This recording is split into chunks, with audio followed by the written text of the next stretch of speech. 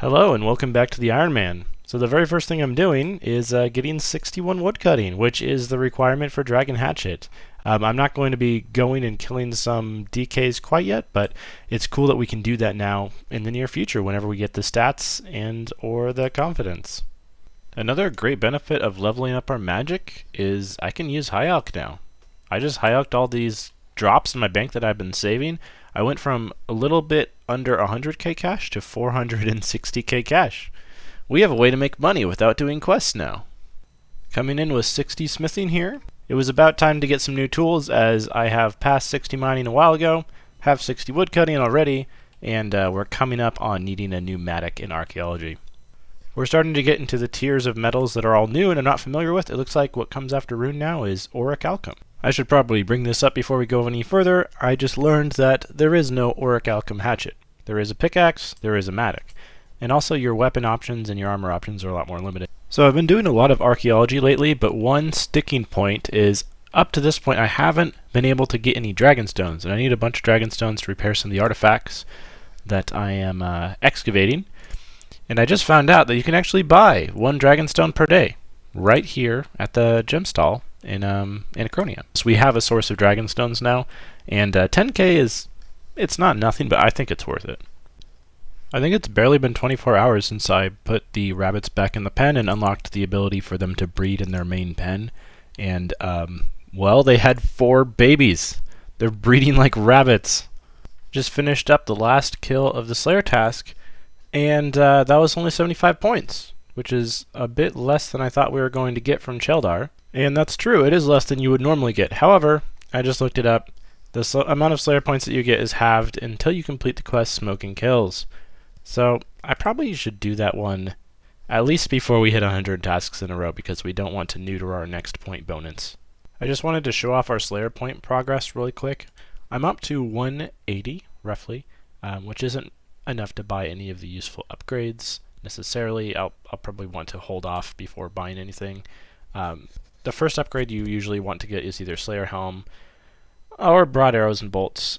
Slayer Helm isn't as useful as you might think because the bonus only applies to melee at first, and then you do need 73 and 77 Slayer in order to kill the strike worms, the jungle and desert strike worms that drop the hex crest and the focus sight that allow you to use it for range and magic. Only receiving the melee bonus of the Slayer Helm isn't the most exciting thing in the world, especially because we could just get a black mask and wear that and get most of the bonus anyway. So I will probably end up unlocking Broad Arrows / Bolts as my first upgrade. Well, I just decided to do Smoking Kills right away. The sooner we get it done, the sooner we start getting more Slayer points, right? So before we can do Smoking Kills, I did have to do Ichlaren's Little Helper, which is not the most fun quest in the world, but it's over. And we got some thieving levels. Not bad. Okay, that's Smoking Kills done. And for completing this, we get double Slayer points every time we complete a Slayer task. It seems to be just, a straight 2 times Slayer point upgrade. And then also, as soon as we get 85 combat, we'll be able to use Simona as our Slayer Master instead of Cheldar, who I will definitely be switching to. Okay, I've been putting this one off, but it's time to do Fairy Tale 1, and then subsequently Fairy Tale 2. Okay, it was as I feared. I got Nature Talisman as one of the items I need in Fairy Tale 1. There might be easy ways to get a Nature Talisman at the moment. Coming from old school, I know that it can be difficult to get one on an Ironman account, but that may not be the case in RS3. We'll have to see. I also wanted to point out the other 2 items I need are an Avanto herb and an Irit leaf. Is an Irit not an herb? Is an Avanto not a leaf? Like, which is it? They're both herbs, or they're both leaves. I think my best bet for getting a quick Nature Talisman is to do the Abyss and just kill abyssal creatures, so I'm going to have to do the Enter the Abyss mini-quest really quick. Oh, hey, I got it. The Nature Talisman. That didn't take very long at all. I'm wondering if I should stay for a second one so I can put it in my Wicked Hood, too. So to turn in these herbs to the Nature Spirit, they both need to be clean. Unfortunately, I don't have the level to clean a grimy Avanto. And I ended up doing my Troll Invasion a little bit early this month. I could have squeezed out maybe an extra couple herb levels before using the book. Got a little bit more XP, but I just want to get this quest done, and I'm not sure how else I'm going to get 3 herb lore levels quickly and easily. So let's toss this into herb, 16k XP, and we're still a little bit short of 48, which is the level I need to clean Avento, so I'm going to have to find another way to get 4,400 Herblore XP. The first way in which I'm going to get a little bit of Herblore XP at least is by finishing up the dig site. So I think we get 2,000 XP for this one, and then I have another quest in mind that I can do to get the rest. But yeah, we're now, looks like about 2.4k XP off of 48 Herblore. Well, I was going to do Hero's Quest for the last bit of Herblore XP that we need, but I've reached another sticking point, which is we need a lockpick to finish this quest, and currently I have no way of obtaining a lockpick. My choices are either get 50 Thieving and Agility, so I can purchase from Martin Thwaite in the Rogue's Den, or do a few of the Thieves Guild quests so I can get started there. And since the best method of training thieving at this level anyway is the doors in the Thieves Guild, I might as well unlock the Thieves Guild, since that's the better way of going about training thieving. So I guess I'll do the Thieves Guild quests. There's just, to do any quest, you have to do more quests. It's insane. Okay, this is going to be the first of 3 pretty rapid-fire quests. All these quests are really easy and don't take too long. So this one just unlocks Stage 1 of the Thieves Guild, and then there are 3 follow-up quests. I'm going to be doing the first 2 of them, and they'll unlock more and more of the Thieves Guild. Okay, we managed to successfully pull off insurance fraud. Second stage of the Thieves Guild quest is now done. Okay, so to do the next stage of the Thieves Guild capers, I need 41 thieving. We're not quite there. My options were either to train thieving, or I could do a quest in order to get the rest of that thieving XP. So based on the way this is going, of course, I'm going to do a quest. So the one we're going to do is the feud. So I'm going to preemptively move my house to Paldnivenich. This will make it easier to do the feud, and it will also, it's just prep for when we have 85 combat and we're using Simona, we're going to want our house there to get new Slayer tasks. Oh man, I was kind of expecting this, but I'm still sort of surprised to see it happen. This dude that you kill in the feud quest used to drop an Addy Scimitar, and this used to be one of the best ways to get, you know, your training weapon. You do Waterfall quest, then you do the feud, and you get your Addy Scimitar. But no more weapon drops in RS3, just get some salvage now. And I'm just finishing up the feud now. We should get 15,000 Thieving XP for this quest, which may get me all the way to 41, or at least will get me pretty close. I'm not sure. As soon as Ellie Morrison is done talking. Okay, 15,000 Thieving XP, and that will get me, oh, perfect, right to 41 Thieving. That is exactly what I needed. So how this third caper works is you gradually turn in all the flame fragments that you pickpocketed, and you get noted loot, which initially I was excited about because I was like, wow, 255 noted maples, 126 noted T-clogs, decent amount of resources, you know? But then I got some stone spirits and a tiny amount of raw fish, and, you know, that wasn't great. So in the end, we got a little bit of loot, which is better than nothing, I suppose. But there is Lost Her Marbles done, which is the last caper that we can do for the moment until 61 thieving, which probably isn't going to happen for a little while. Okay, so every single time we've done a Thieves Guild caper, the guild has expanded more and more. The most recent caper added this shop here, Dodgy Derek, that I can buy items from, and he sells, I believe it's 2 lockpicks per day. So I only need 1 for this quest, but I believe they can break. So if they break, our options are either wait for tomorrow for the shop to restock, or we're going to have to go get 40 agility and 50 thieving in order to buy from Martin Thwaite. So hopefully they don't break. And this should do it for Heroes Quest. So I know in the Heroes Guild there's a couple of things that we can access. Oh, do I need extra inventory space? I think that's why she's not letting me take the reward. At first I was confused because I did not remember this quest giving you items. And it doesn't, but everything is in lamp form for some reason. It is standard practice to put combat XP rewards from quests in lamps because, you know, if you're a skiller or something, you can do a quest and just choose not to claim the lamp and keep your stats how you want them, which makes sense. However, I don't really understand the logic behind putting like Herblore XP in a lamp, right? Because who isn't going to gain Herblore XP? Is that the only Herblore one? Oh no. That's less XP than I thought. We're still 970 off.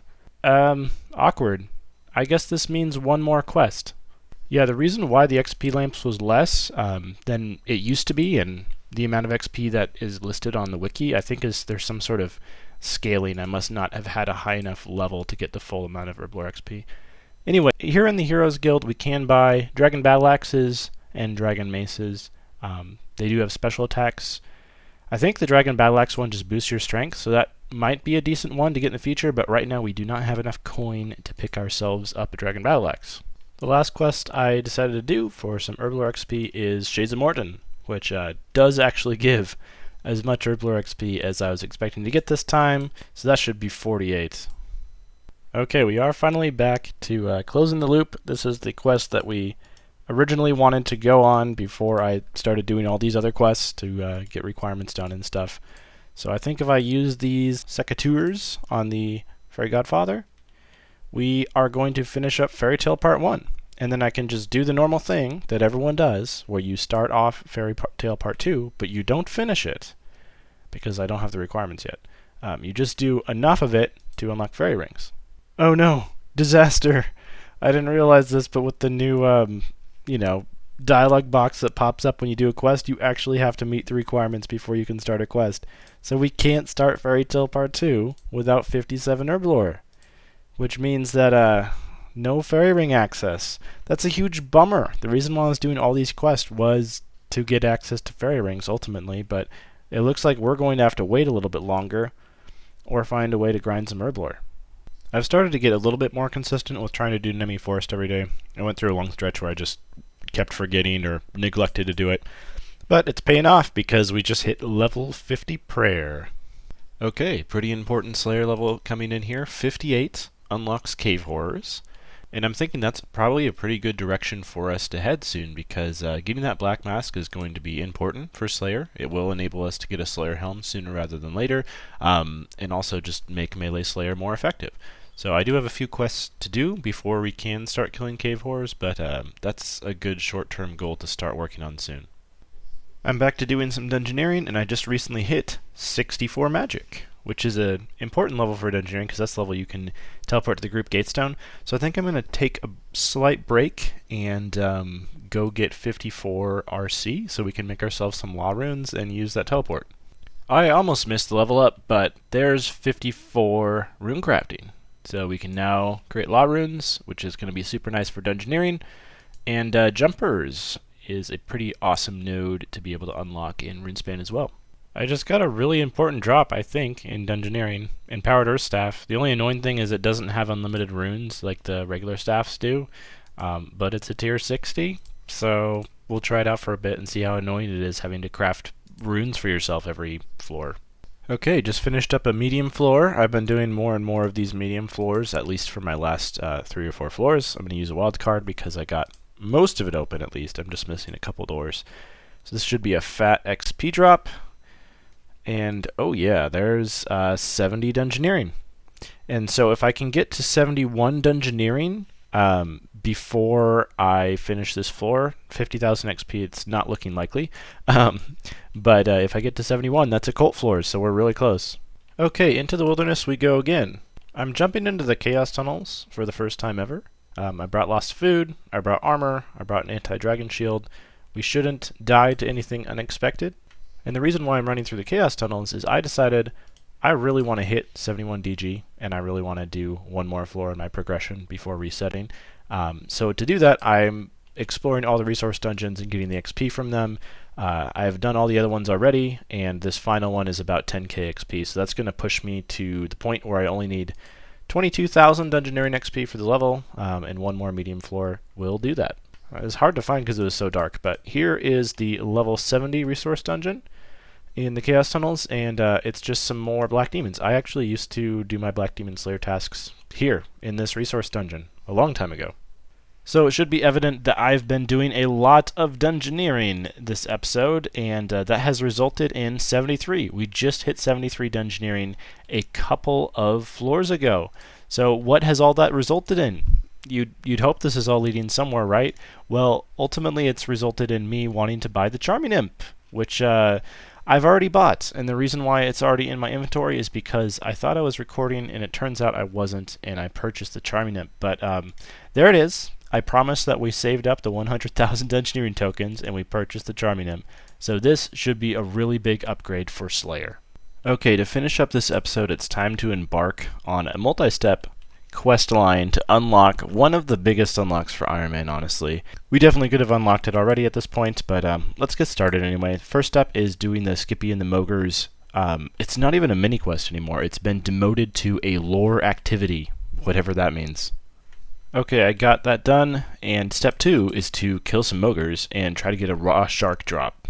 No shark yet, but we did manage to get the whole fashion outfit, the flippers, and the mud skipper hat. Oh yeah, we're looking good. Oh, finally got the raw shark. I actually went, maybe dry? I don't know. It's listed as a rare drop, but it took us well over 100 kills to get a shark. But we got one.